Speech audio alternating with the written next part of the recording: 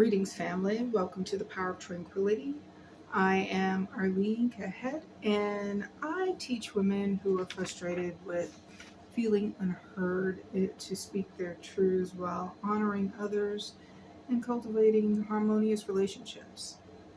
So, if that sounds like you, please like, subscribe, and make sure you ring the notification bell. And if what I share works for you, please feel free to comment. Or if you just simply like the content, please comment. So, today I'm going to talk about the power of our words, and especially when it pertains to arguments. So, I happened to watch two videos, both of them from TEDTalk, and one was by Taylor Bertolini. I believe that's how you pronounce her name. And her particular video was called "The Power of Your Words." And then there was a young person by the name of Jackson Drew, and he talked about how words affect us and ourselves. So when it comes to arguments, one of the things that I tell people, and they're really kind of taken aback by this, is that I don't argue. I don't spend time arguing, because the thing is that I already know that the energy that people put into the argument for being right, or just being in a place where they're feeling whatever it is that they're feeling, what I'm looking to do is to get to the bottom of whatever it is that they're feeling, so that we can get to a place of harmony. Because there have been times when I had not been capable of doing that. And the reason for this is because when people are arguing with each other, they're unwittingly casting spells on one another. So, a way to think of a spell is thinking of it as a program that gets sort of ingrained into a person's consciousness, that they have to spend a lot of time sort of being at a place of deprogramming themselves. Because a lot of times when you have arguments with people, especially for those people who don't necessarily thrive off of that type of energy, because there are people who do, they thrive off of, arguments.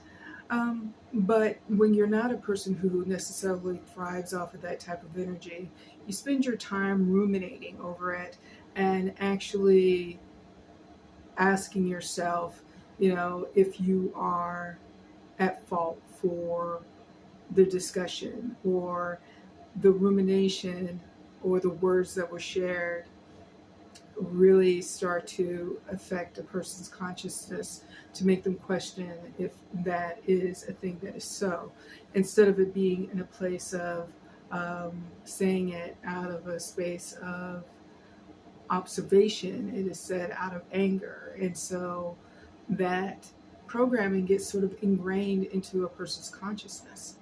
And that's why it's literally a spelling. So it is important to be mindful of your words, mindful of what you say, and that there are times like when you are having a disagreement, it may be necessary to actually step back from that situation so that you can be in a place of having a clearer head and actually getting to the root of where all of that emotion is coming from.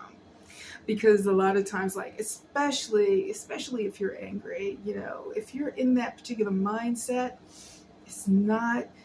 may not necessarily be the best place to be in, because you are still in that place of that fight or flight mode, and you are, or you have your defenses up, and you are not necessarily thinking with your rational mind or your calm mind, and you're not speaking from the loving place that I talked about in the previous video that I've done.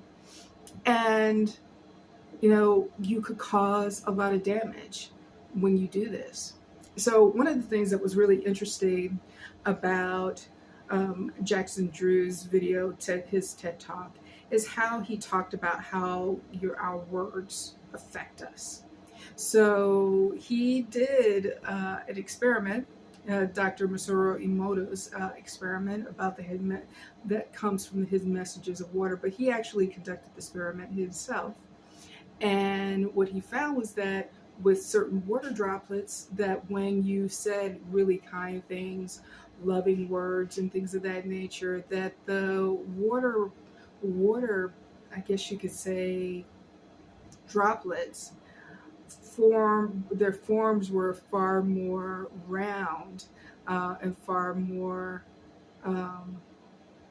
appealing to the eye, and compared to the words that were said in anger. And also, with Taylor Bertolini's TED Talk, where she talked about the power of words. She talked about how in high school she had a challenging time, and there was this one classmate that she had a class with, and how his kindness and his words brought her out of her place of her negative thinking about herself and about her place in her school experience. And so it's really incumbent upon us to really use our words more mindfully. And that if we find ourselves in a place of feeling heated, we may have to step back. We may have to pause this experience for a moment so that we can so that people can come together in a more clear-headed space.